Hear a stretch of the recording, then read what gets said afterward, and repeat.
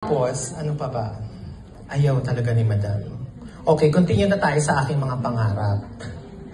Sa pangarap ko nga talaga mag-stand-up comedian. Pero alam niyo ba, pinangarap ko din na maging realtor. Yan. Pangarap ko rin yan sa mga maging realtor dati. Kaso, na-trauma ako eh. Na-trauma ako nung ano matawag dyan yung nag-tripping may open house, di ba? Na-trauma ako dyan. Sabi ni ate, sabi niya, pagpasok ko sa unit ng ganyan, sabi ni ate, "Sir, pasensya na po ha, medyo masikip." Sabing ganyan. Si Kuya, nasa utak ko.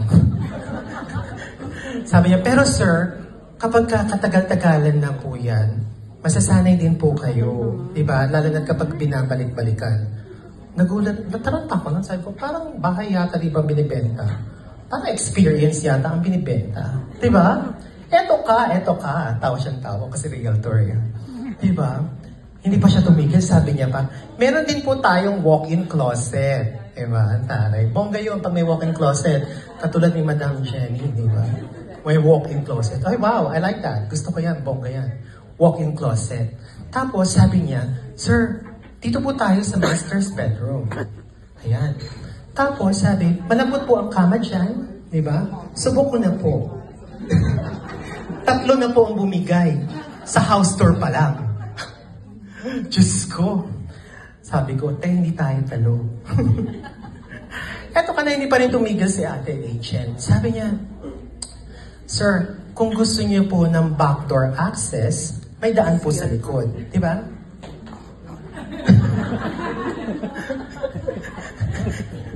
Parang may naalala siya.